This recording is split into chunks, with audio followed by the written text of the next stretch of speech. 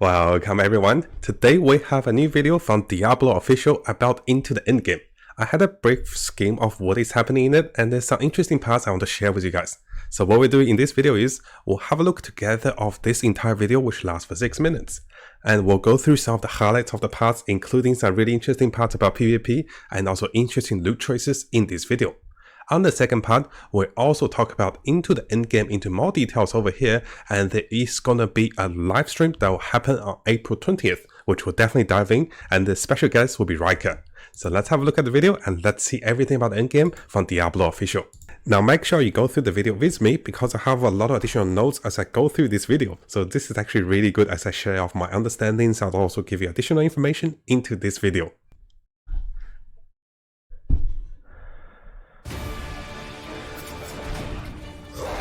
You get to see a lot of skins. We're really excited about getting this game into players' hands and letting them experience this massive world. A main cornerstone of D4 is play your way. As a player continues to advance through the story and into the endgame, they'll unlock a ton of brand new activities that provide meaningful progression, no matter their playstyle. Players to be able to keep progressing in the narrative of the game. Alongside that, the whole team has worked on crafting a variety of different experiences players can pursue. We're Looks going pretty to have good, an right? entire world of Sanctuary for our players to offer. There's going to never be an absence of something to do. After the player has finished the campaign, there's a lot more game to go and participate in. They gain access to a special, what we call capstone dungeon that they have to complete. Once they're able to finish this capstone dungeon, they're going to gain access to the first world tier. As you complete the world tier, it will open up the opportunity for you to go into your next world tier. That involves a Now, in case you guys are wondering about the world tier, we actually have a video to talk about which of the capstone dungeon to be found in which region to do it to go to the next tier. So I have the links available for you guys, just to post on special paths for you guys. So this one, there's 2 capstones. I think one's in the Fracture Peaks, one's in the Dry Steppes for unlocking the next step of the tiers. unlocking powerful loot, new items, and more advantages for your player to have a better opportunity at end game. Whether you're a fan of dungeons, PvP, or just roaming around the world, there's a way to continue your Diablo adventure long PvP. after hitting max level. As your character continues to grow in power, you'll start with the skill tree and expand out into the Paragon system. A lot of the choices the players make are grounded on skills themselves and the fantasies associated with those skills. The Paragon board is a place where we allow you to have a lot more depth, a lot more customization, many more options. That's what we saw, as we right? go. So one thing to notice about the Paragon points, as we saw in the previous video where we were doing the guides, one of the questions I had is, can you go diagonally? But it seems like you can only unlock that kind of horizontally and vertically. You cannot go diagonally. Notice that? You can rotate the board, so you can choose a different path if you're like, I want to This is really interesting. strength-based things, right? I want these particular boons or glyphs. You can chart your path through it, and they're really a way for you to keep expanding your character and making it uniquely yours. Similar to the Paragon boards is the Codex of Power. It's an in-game system that holds the aspects related to the character. You are able to complete a dungeon, and they will have a chance to drop an aspect that you can pick up. And what this allows players to do is take items they're finding in the world and make them more powerful, turn them into legendary items. It's really special to discover what kind of playstyle really means the most to you. Now, just before we go to the next part, the codex is going to be massive as you level through the game up to level 50 to 70. I'll make a special video about the codex of choices that you have, because I think this part is actually going to be very massive. Before you get the right legendaries, you have to craft those codexes yourself, even though they're in the minimum rolls, but this can change your entire build, like the twisting blade for the rogue.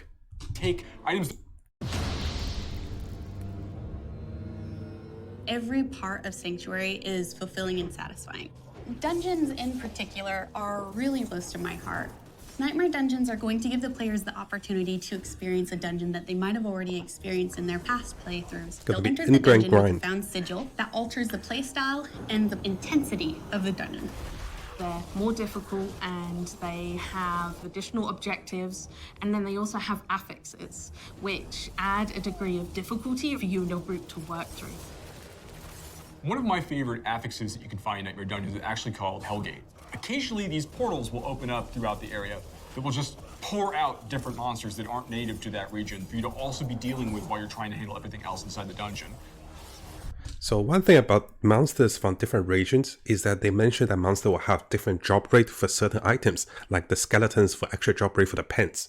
So this might enable you to have higher drop rate of items that is not from this dungeon, from monsters from different regions, because you're in the nightmare dungeon. They actually have higher drop rate for the secret and also ancestral gears. So this can be an interesting factor, because those monsters will come in provided with increased drop rate. You may be getting something special by killing those special monsters. So this is a really big highlight. I want to talk about how to farm for items in the nightmare dungeons in the future videos.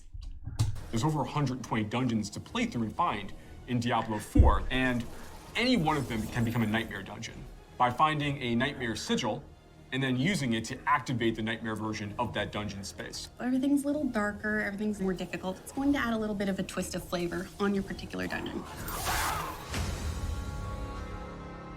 There's some targeted activities in Diablo 4 that suit what you're feeling in the mood for. The Forces of Hell are starting to have more influence in certain parts of Sanctuary in the vast interconnected overworld that we experience. And as the players are going into Helltide areas, you're gonna find even more powerful monsters. Helltide. By killing them, they'll be able to gain these special shards they can take to go and use to purchase these big rewards. Now, just to pause here, the shards for Helltide, I was heard that they start maybe 50 to open a chest. Some shards might cost up to 250 to open a chest. And those chests guarantees a legendary.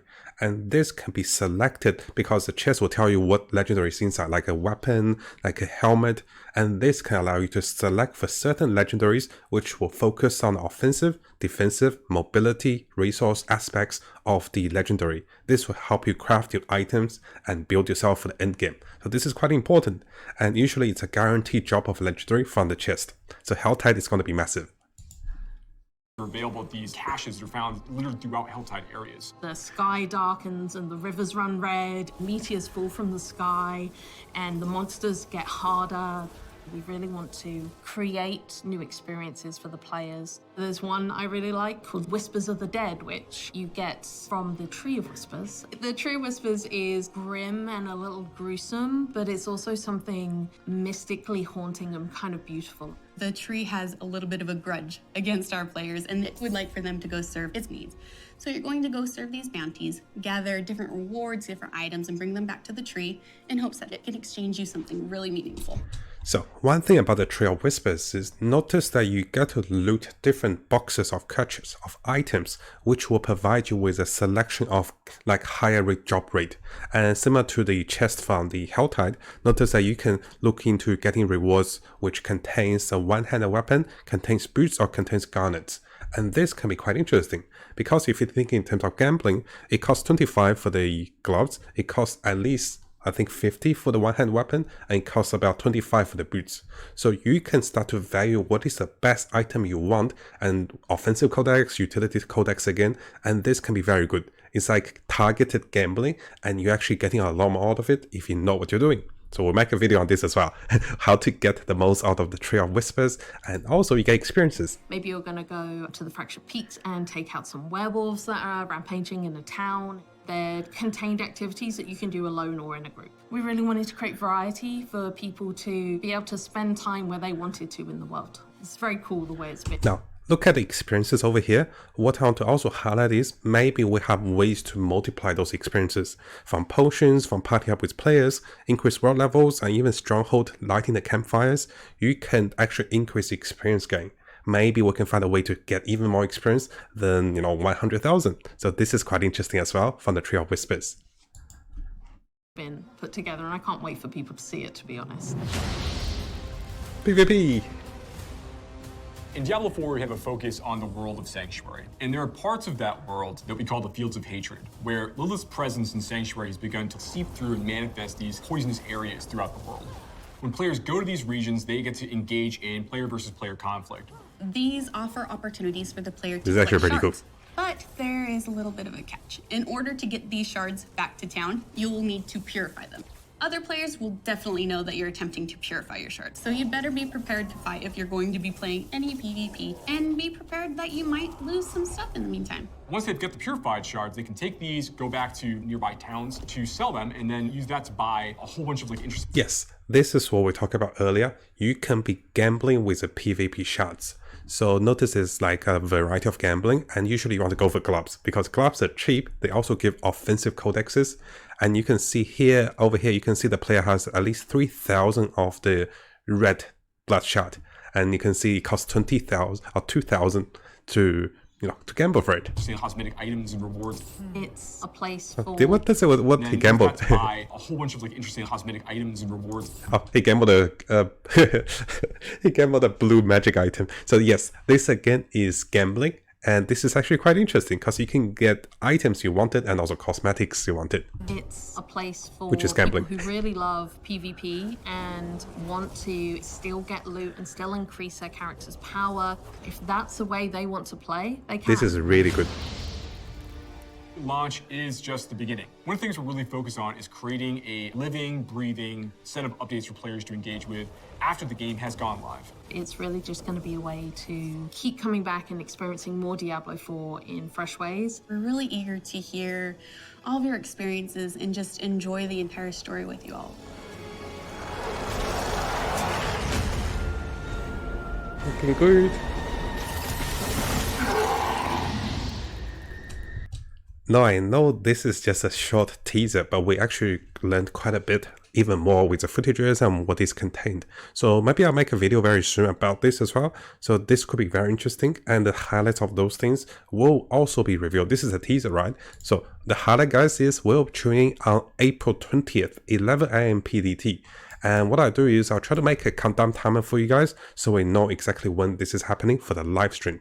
And then we'll watch this one together, we'll make videos about this, we'll plan after. I've been saving a lot of builds and a lot of guides. Before I watch this, I don't want to do those. I want to see exactly what happens in the endgame. Then we start working on the guides, the builds, and also everything regarding to the launch and prepare everything. So quite excited for this one. I'll have both of the links available for you guys if you want to watch the official one and if you want to go through the notes over here. And of course, watch mine because I have more notes as we watch it together, right? Thank you for watching, guys. I'll see you guys next time. Now, before you go, and if you guys didn't know, we have a new YouTube channel. And if you guys haven't subscribed, make sure you subscribe and check out the behind the scenes and also fun clips and also more stories about us. And then you get to know me a little more personally instead of just reading the news and also the games, right? So I want to share a little bit more with you guys. So make sure you check this channel out if you're interested about Matt and also Uni. She's really funny too, and she's really shy. So I want to give her a surprise and do a shout out for the new channel to get some subscribers. Thank you guys. I'll see you guys next time.